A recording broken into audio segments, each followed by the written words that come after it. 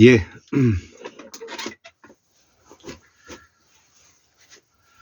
2023년 11월 23일 예, 음력으로는 10월 11일이 되겠습니다. 예, 오늘 목요일인데요.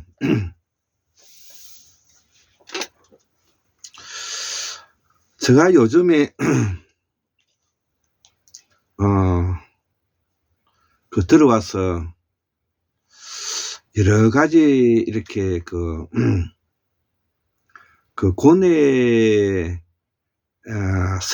그런 마음가짐을 갖게 됩니다. 거의 뭐 평생을 공부하면서 지내면서 이렇게 살아왔는데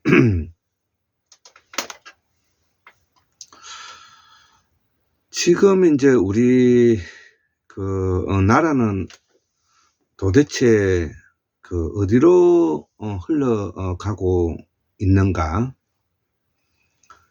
또 현재 우리는 어느 시점에 서 있는가?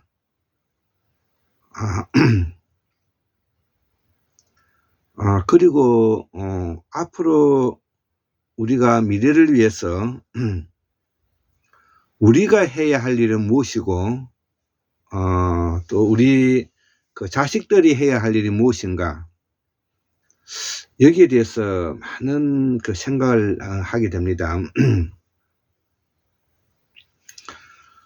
그래서 이 한국통일연방모형 오늘도 이렇게 41번째 강의가 되겠는데요. 먼저 강의를 하기 전에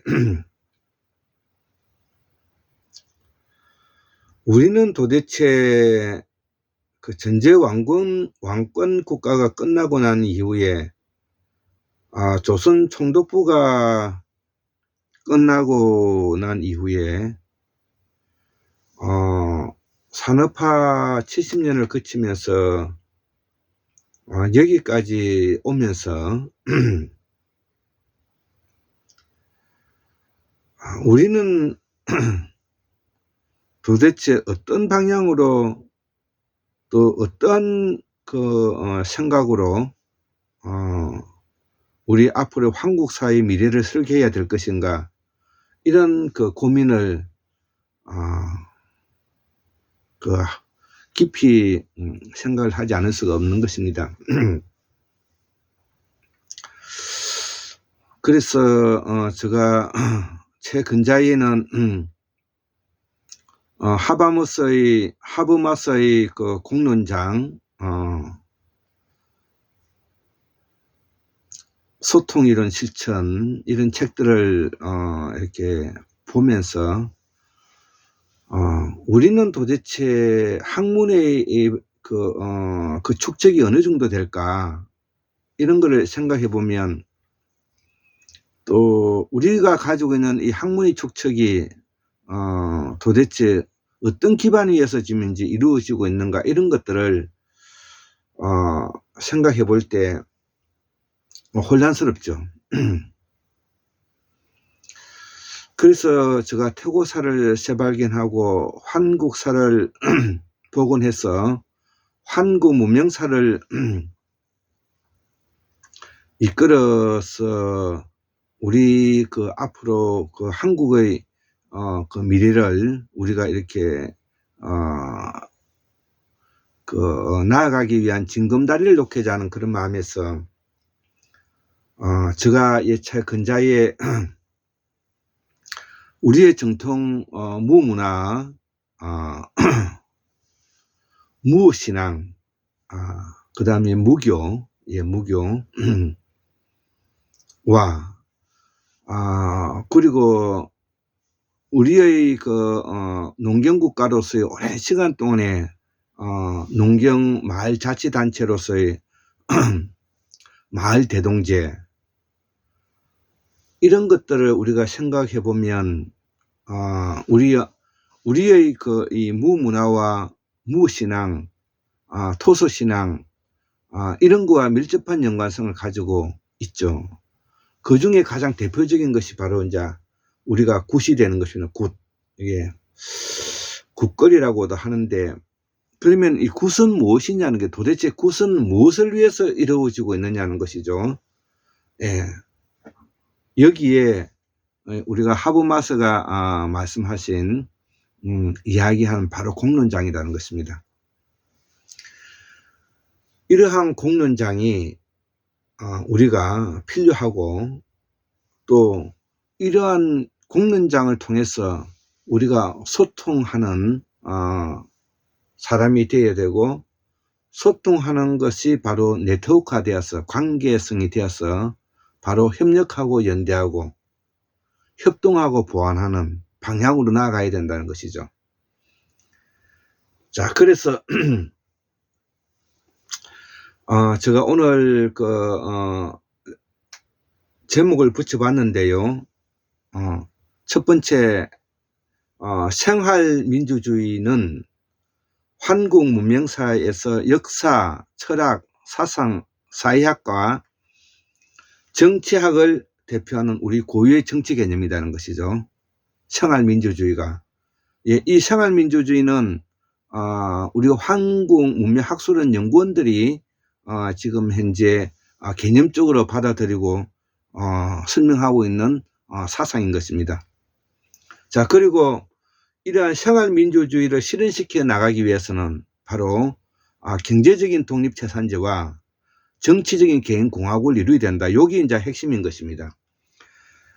그래서 우리가 앞으로 우리가 한국 문명사를 이끌어가기 위해서는 우리의 이 생활민주주의를 실천해 나가기 위한 전제 조건으로서 경제적인 독립재산제와 정치적인 개인공화국을 이루어야 된다는 것입니다. 자, 그래서 경제적 독립재산제는 무엇이고 정치적 그러면 개인공화국 무엇인가에 대해서도 설명을 해야 되겠죠.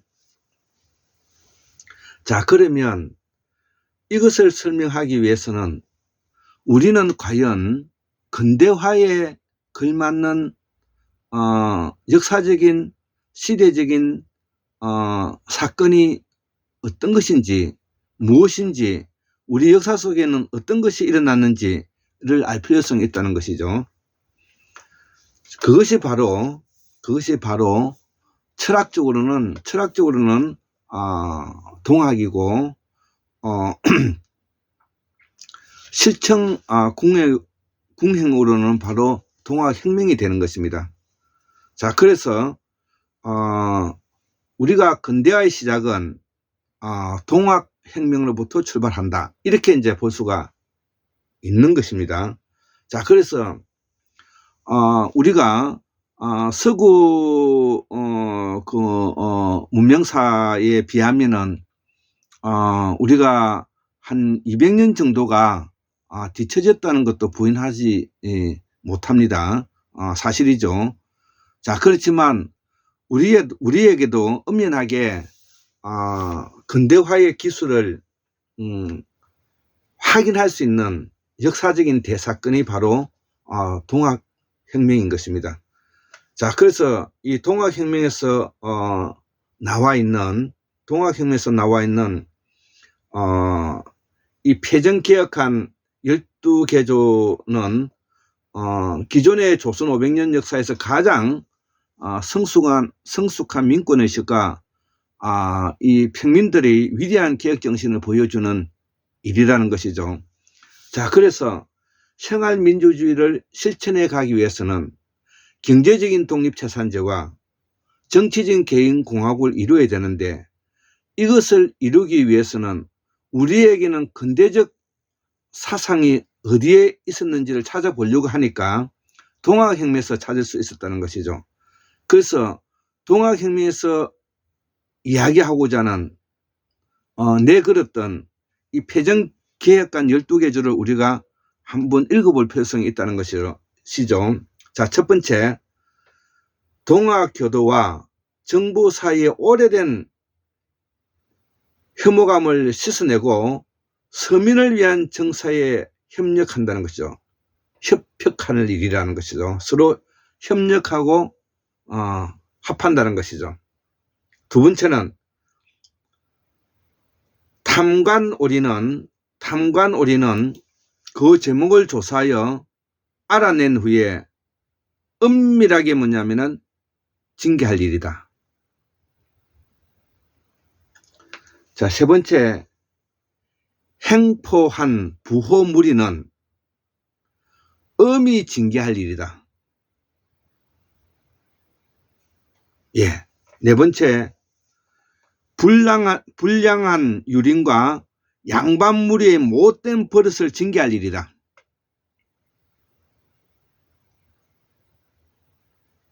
자, 다섯 번째, 노비문서는 태워버릴 일이다. 여섯 번째, 7가지 천인의 대우는 개선하고 백정머리에 서는 패랭이는 벗도록 할 일이다. 7번째, 청촌 과부의 개가를 허락할 일. 8번째, 명칭도 없는 온갖 세금을 모두 없앨 일. 9번째, 관리 채용은 지체와 문부를 탑하고 인재를 등용한 일. 할 일. 10번째, 외적과 간통하는 자는 엄히 징계할 일. 11번째, 공채와 사채를 막론하고 기존의 빚은 모두 없앨 일. 12번째, 토지는 균등하게 나누어 경작할 일. 예, 이렇게 동옥혁명 지도자들이 내걸었던 패전개혁안 이 12개조를 우리가 보면 우리 조선에서 전제 왕권 국가에서 기척민중이 얼마나 선진적이고 균등한 국가 건설을 목표로 내걸었는가를 우리가 알 수가 있는 것이죠.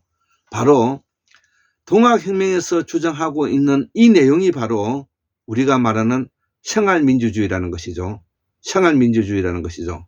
자, 그래서 우리 이 환구문명학술원 연구원들은 앞으로 이러한 생활민주주의를 실천해서 경제적으로는 독립재산제와 정치적으로는 개인공화국을 이루어서 이거를 바탕으로 해서 우리가 과거의 전제왕권 국가에서 전제왕권 국가로 넘어오는 과정에서 지난 우리가 약 100년이 넘게 지내오면서 이것을 우리가 실천해 해서 이것을 민주화를 이루지 못한 부분들이 있기 때문에 이 생활민주주의를 끊임없이 우리가 개혁하고 실천해 나가야 된다. 이렇게 말할 수 있는 것입니다. 자, 그러려면은 우리가 중앙집권적이고 전제왕권적이고 그 다음에 지방자치적인 데서 훨씬 나아가서 탈중앙화하고 그 다음에 분권화된 그 다음에 연방 형태의 국가 형태의 연방 형태를 만들어서 바로 인간에게 가지고 있는 기본적인 자유와 자율성과 관계성을 바탕으로 해서 우리가 앞으로 공부해 나가야 된다. 이렇게 이제 볼 수 있는 겁니다. 그렇기 때문에 환국문명학술원 연구원들은 바로 생활민주주의를 실천하자. 그 생활민주주의를 이루기 위해서는 경제적 독립재산제와 정치적 개인공화국을 이루고 경제적 독립재산제와 정치적 개인공화국을 바탕으로 해서 바로 우리가 분권화하고 자율화하고 네트워크하고 연대하는 방식으로 나아가야 된다는 것이죠. 연대하는 방식으로 나아가야 된다. 그러기 위해서는 21세기 디지털 시대에 맞추어서 우리가 꼭 이루어야 될 부분이 바로 무엇인가? 그것이 바로 분권화이고 개인주의라는 것이죠. 개인주의. 민주주의는 분권화되고 개인주의가 되지 않으면은 민주주의가 이루어지지 않는 것입니다. 자, 그렇기 때문에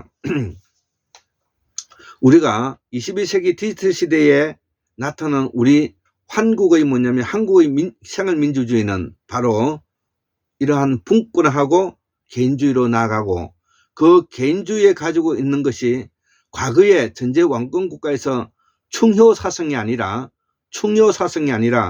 인간을 존엄하고 인간을 자율적으로 행복하게 할 수 있는 인간 존엄의 바탕을 두고 수평적 리더십을 발휘해 나가야 된다, 이렇게 볼 수가 있는 것입니다. 이것을 실천하기 위해서 저는 지금도 그 공부하고 살아가죠. 자, 그래서 오늘 우리가 이 생활민주주의의 첫 번째 내용은 바로 이러한 21세기 디지털 시대에 나타난 현상으로서 바로 분권하고 개인주의적인 요소를 가져야만이 우리가 민주주의를 완성해 갈 수 있다. 이 이야기를 뭐냐면은 제가 이야기하는 것입니다. 자, 그러기 위해서는 우리가 좀 더 여유를 가지고 좀 살아야 될 필요성을 가집니다. 자, 그래서 과거에 우리가 그 근대 이전에 전제 왕권 국가 우리가 고전적인 우리가 철학과 사상을 우리가 이해하기 위해서 오늘 이렇게 설명을 좀 하고자 하는 것입니다. 그래서 우리가 이 기본적으로 여유를 가지기 위해서는 이 명자가 말했던 호연지기를 지닌 이렇게 그 대장부의 풍물을 가지고 우리가 이렇게 대인스러움을 좀 가져봐야 된다는 것입니다. 자, 그래서 이 대인론을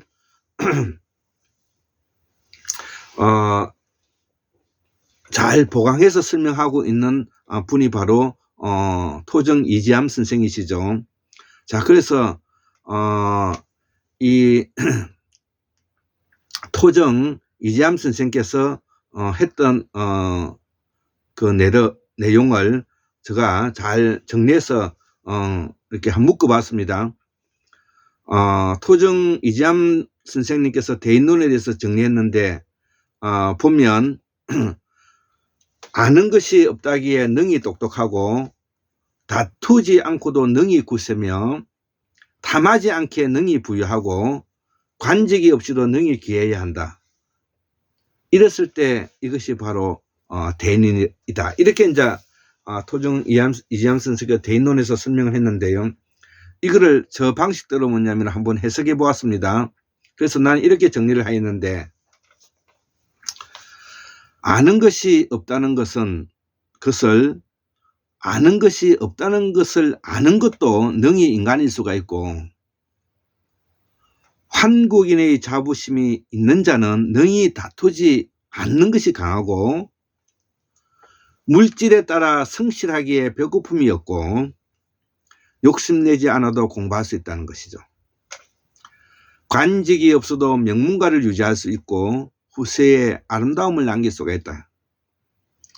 관직과 물욕의 탐욕스러움은 스스로 귀한 존재인 나를 학대하는 것이다. 예, 이것이 골장 김태수 제가 그 명자의 호연지기와 대장부와 그 다음에 토정 이지암 선생의 대인론을 바탕으로 해서 우리가 앞으로 어떤 마음으로 살아가야 될 것인지를 한번 정리해 보았습니다. 74,142년 1960년 2023년 11월 23일 목요일 한국운명학술은 골장 김태수입니다. 예, 감사합니다.